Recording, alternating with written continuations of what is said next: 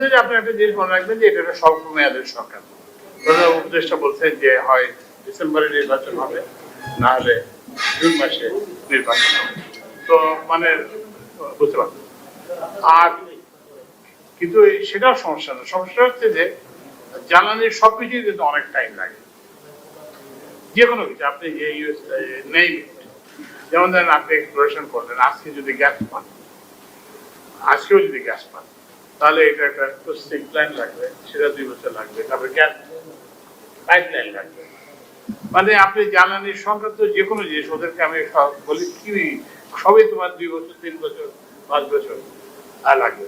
আপনারা আলোচনা থেকে বুঝতে পারছেন যে এখানে একটা এনার্জি সংক্রান্ত যে কোনো ডিসকাশনে সম্ভবত সব দেশে আমাদের দেশে একটা বিতর্কের বিষয়।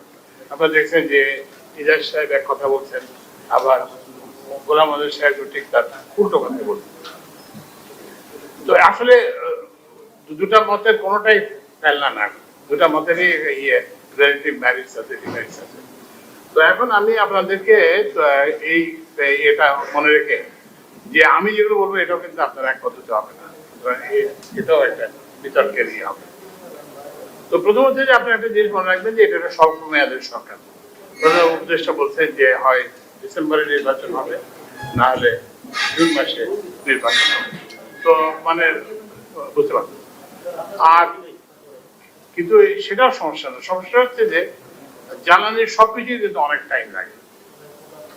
যে কোনো কিছু আপনি যে নেই, যেমন ধরেন আপনি এক্সপ্লোরেশন করলেন, আজকে যদি গ্যাস পান, আজকেও যদি গ্যাস পান, তাহলে এটা একটা প্রসেসিং প্ল্যান লাগবে, সেটা 2 বছর লাগবে। তারপরে গ্যাস পাইপলাইন লাগবে। মানে আপনি জ্বালানির সংক্রান্ত যে কোনো জিনিস ওদেরকে আমি বলি কি সবই তোমার 2 বছর 3 বছর 5 বছর লাগবে। তারপরে এই যে যেটা বললাম যে এই যে তো এখন ওই জন্য একটা বলছি যে আমরা কি করতে পারবো এই সময়ের মধ্যে, এটাই আমরা স্থির করছি। এমন কিছু আমরা হাতে নেই না যেটা আমরা করতে পারবো না। কারণ কি করছি সেটা একটু যদি বলি, তো এই যে ওভারডিউ পেমেন্ট দিয়ে একটা খুব হচ্ছে, এটা কেউ বলছেন ভালো হয়েছে, আবার ওই যে মনিক বাড়তেও বললো যে ভর্তুকি বাড়তেছে। তো এইটা আমার তখন মনে হয় উপদেষ্টা হিসেবে দ্বিতীয় দিবস আমাকে ওই আমাদের সেক্রেটারি তখন অন্য একজন ছিল, তো সে বললো যে স্যার এলএনজি কাতার এনার্জি বলছে যে ওরা এলএনজি সাপ্লাই বন্ধ করে দেবে যদি 3 কার্য দিবসের মধ্যে $165 মিলিয়ন না দেওয়া যায়। তো এটা হচ্ছে শুরু। আর এরপরে হচ্ছে এটা একটা দিক, তো ওরা তো আপনার এলএনজি লাগবে, এলএনজি দিবে না, এটা একটা সমস্যা। এটা আরেকটা দিক আছে, সেটা হচ্ছে যে আমরা লেট পেমেন্ট যাওয়া শুরু করলাম, যে বাড়তি টাকা লেট পেমেন্ট।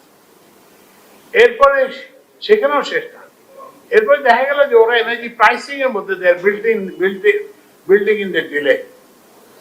ওরা যেমন ধরেন ওরা ধরে নিয়েছে যে আপনি 3 মাস পরে দেবেন কিংবা 6 মাস পরে দেবেন একটা করে। তো সেটা করে ওরা করতেছে কি, আপনাকে কিছু বলতেছে না, কিন্তু ওই যে সবাই মিলে ওদের মধ্যে একটা ওদের আঘাত আছে, তো ওরা সবাই মিলে কিন্তু ওইটা বিল্ড ইন করে। তো ওই জন্য আমরা প্রথম যেটা নিয়েছি, অগ্রাধিকার যেটা নিয়েছি সেটা হচ্ছে যে এই যে ওভারডিউ। আরেকটা জিনিস আপনারা বলেন যে আমি কাতার ইনভেস্টর বলছি যারা যেটা খুব হয়েছে, সেটা হচ্ছে কোন দেশ আপনার সঙ্গে ব্যবসা করবে আপনি যদি ওদের ইনভয়েস না দেন, আপনি যদি বিল পেমেন্ট না করেন, তাহলে কেন করবে? তো ওই জন্যই আমরা এটাকে অগ্রাধিকার হিসেবে নিয়েছি এবং আমরা এটাকে যেটা আমি অনেক জায়গায় বলেছি, আমরা যখন অন্তর্বর্তীকালীন সরকার যখন শুরু করে